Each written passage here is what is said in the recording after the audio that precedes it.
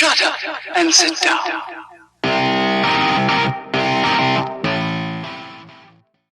Hello and welcome back to another video. In this video I'm doing a team preview, and that team is going to be Acend this video.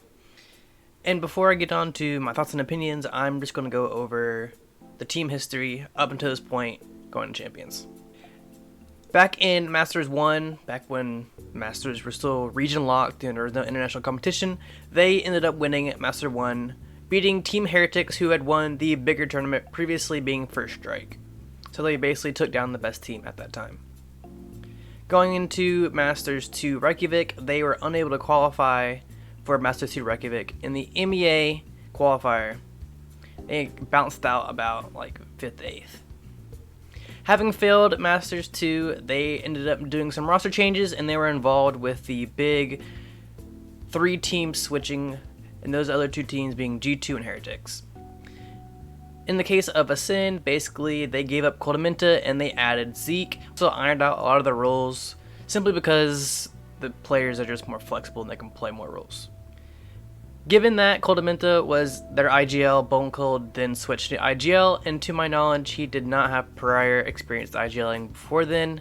Into the next tournament, they did qualify 3rd in the EMA qualifier for Masters 3 Berlin. However, they bounced out 5th to 8th after losing to Nitro's Jet and 100 Thieves on Breeze. Unfortunately, they did get knocked out, and they lost a lot of rounds in a row and lost in overtime. Very unfortunate.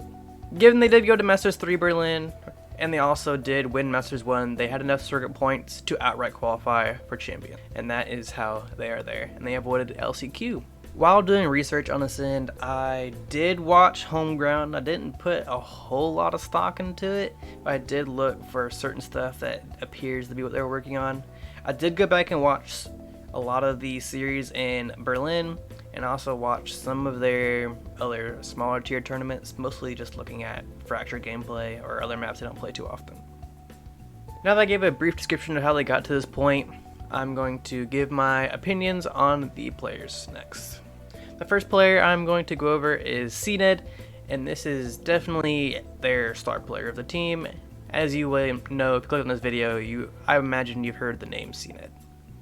cNed does play Jet primarily, but however he does play Sage on Bind. He's one of the best oppers in the world, but his rifling's not too far behind in his opping skill, so it's not like one of those situations where the person can only op and they're pretty useless other the time. He is a good rifler.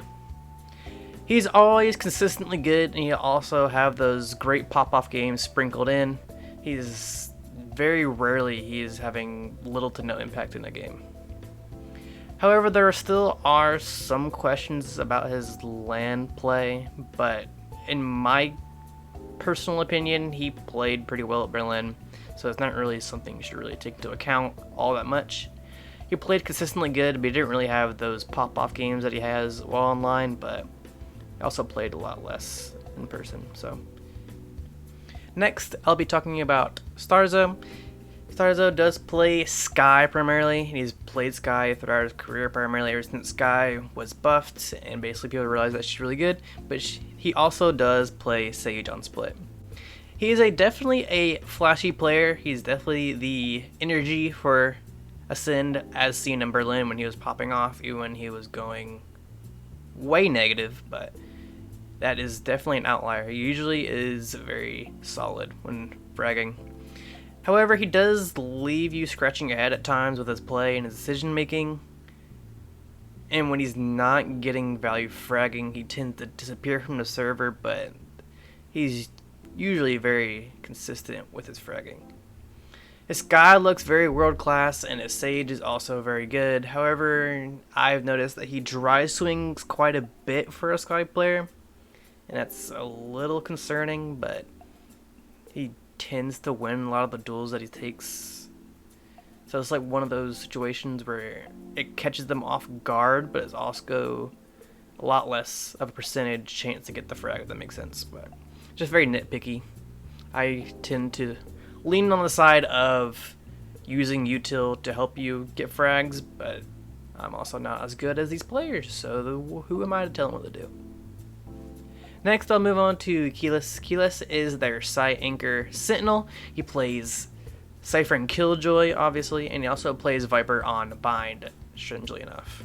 His Viper is pretty good. I mean, you really can't play Viper really bad unless you're just blatantly missing Molly lineups, but they didn't, I mean, their Bind's really good, and he doesn't lose it for them when they do lose, so he's pretty good. He's good when called upon, like for example, if his duelists go down, like cNed or Starzo or Zeke were to go down, he can step up and he's not gun shy. He will take duels if he has to. However, it's really not his playstyle. He's more of a trader. He rarely flanks. He does do it from time to time, but he's not known as a person that flanks every single round. He also does his role of side anchor very well. He's definitely one of the better side anchors. If you're going to one of these major events, usually you have a good side anchor that people respect and they're not going to hit that site, if that makes sense. Overall, Keyless, a very solid player.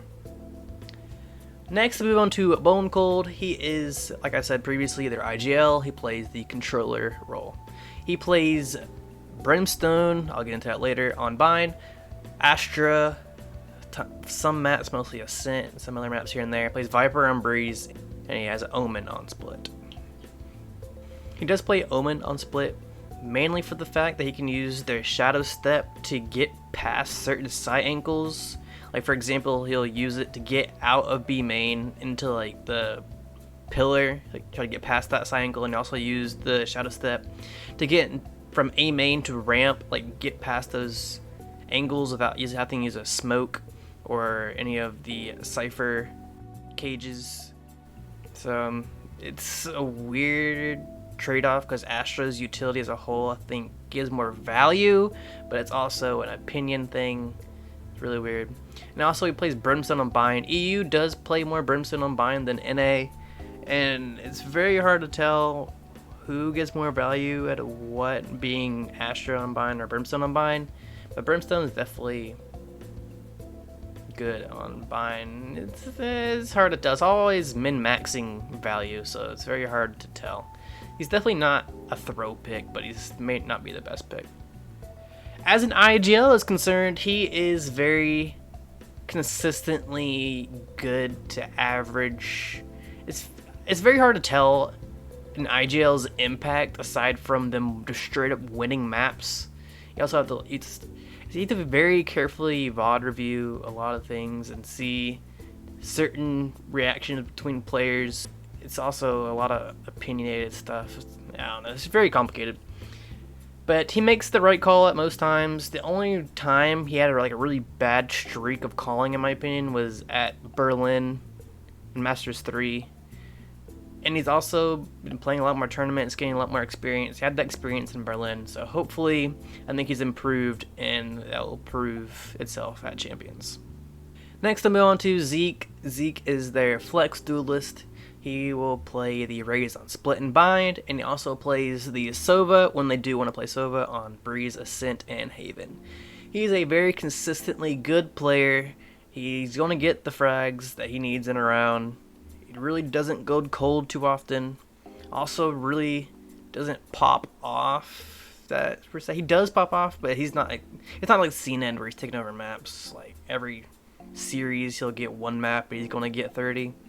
But he does make the right play at the right time. If a play is needed, he'll step up and he'll get the 4K in a round, get an ace, stuff like that. Definitely a player you want on a team that is trying to win a championship. This next segment, I'm going to be going over their map pool, and I'm just going to list their map pool and then break down my thoughts on each of their maps. The order being Bind is first, Ascent second, Breeze third, Fracture 4th, Icebox 5th, Haven 6th, and Split 7th. What might jump out to you is me rating their Fracture. They did, at the time of me recording this video, play Fracture once in a small tournament. They played a team that was definitely probably not on their skill level, but I wasn't really looking for if they're winning the map. I was looking for certain utility, suggesting that they have practice on the map and they have ideas of how they want to play it. However, for that, I'm just going to go in order from top to bottom on why I think their maps are good. First, let's start off with Bind. They've been one of the best teams on Bind for a long time, and I don't think that's going to change anytime soon. Their comp is pretty solid on Bind. They're definitely going to be competitive on a world stage on Bind. That's probably their best map. Second, being Acend, I am a big believer in KO on maps that have tight corners on the extremities. For example, being Acend, obviously, because they play a KO on there. Bind and Split. I think the knife gets a lot of value, and as well as the molly grenade. I think it can get value of stopping pushes, and the flashes got buffed. Being the right click primarily, I think that's the best part. I think the left click still has a lot of potential. I think it's not as flushed out on the pro scene quite yet, but the right click gets enough value for it to be a good ability. That being said, I think they have a good idea on the KO. I don't think they're the best in the world at using KO on Acend. However, I think it is good enough for it to get enough value to be considered good. Third, Breeze. Overall, in my opinion, Breeze is a very death-matchy map, and cNed is an op player, and ops get a lot of value on a Breeze. And they also play Viper Sky, which is also very strong on that map. All those things considered, I believe they are a good Breeze team. Next, I said previously my thoughts on Fracture, and I noticed a lot of utility setup that was very thought out and flushed out to the point where the utility was impactful for what the other team was trying to do on attack primarily. A lot of their defensive utility threw off a lot with what the team they were playing was trying to do, and I think they could be a pretty good Fracture team. It's also hard for me to tell because I don't think to compare it to of other elite teams that have played Fracture, because a lot of the Fracture gameplay is a lot of tier 2 tournaments, so it's very hard to tell who knows what about the map, because they're obviously all playing Fracture. Who knows who's good at Fracture at this point until we see it in the world stage. So it's very predictatory. But I don't think that's a word, but I'm going to say it because fuck it. Alright, next on to Icebox. Their Icebox historically has looked very puggy. Usually it comes down to one of their 3 main guys popping off and just hitting headshots, being cNed, Zeke, and Starzo. But that's really because I have little faith in their other 2 maps. I don't think their Haven and Split are particularly good. They do look improved through this home ground tournament. However, I do not think they're still very good on it. For reason I don't think they're very good on Haven. I don't think they're very good at manipulating rotates and then choosing the best site to hit after manipulating the rotates, and they also get caught out on their default, and they're often down a man on a lot of maps, and they're basically have to do a Herculean effort just to make the map competitive a lot of the time on Haven. It's really the same thing on Split, and it's also pretty evident they're not very good on Split, given that a lot of teams pick Split into them in home grounds. I believe every single team they played in the main tournament pick Split into them. And granted, Gambit's pretty good on Split. It's one of their better maps. But they also tried out a Sova. They're trying out a lot of the new stuff. I'll get to talk to them in their own video. Really put too much stock into their home ground performance, but I'll get into that in another video. Yeah, that's their map pool overall, in my opinion. Bind is definitely their best map. And then from Acend down to probably Icebox, they're all pretty close, and their Haven Split probably drops off a little bit. Honestly, their Icebox drops off a little bit too, but they have good players, so they can pull it off. This next segment, I'm going to basically just give this team a rating as a whole, as you can see with this little line bar that ranges from trash to elite. In the case of Acend, I'm actually going to give them well above average. I am doing a little bit of predicting here, because I don't think they are currently well above average. I think they're currently above average. However, I think if all the improvement they're trying to go for are doing all these tournaments for the champions, and they're not, I hope they're not leaking like all of their strats. I doubt they are. They're definitely having some strats. They're still making new strats for champions. They're not airing all their laundry out to the world. There's no way of doing that. And I just want them to play good, because I think they have a lot of potential.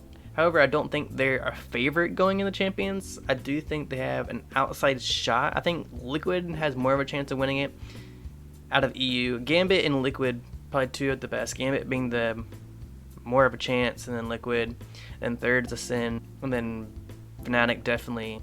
I'll get into that later in another video, but Fnatic has not been looking good here recently in these past few months, since really Masters 2.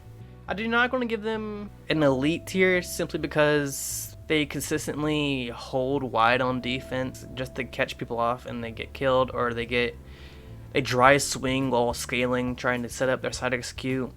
They often a man down on both sides of the half, and that leads to a lot of rounds that they lose, as well as they don't take advantage of, I don't say they don't always, but I've noticed from time to time they lack attention to detail. They will be against an eco, they'll have rifles and they're facing pistols, and they will go into places like hookah where their advantage having a rifle diminishes simply because it's closer proximity. These are certain examples of them not being attentive to detail.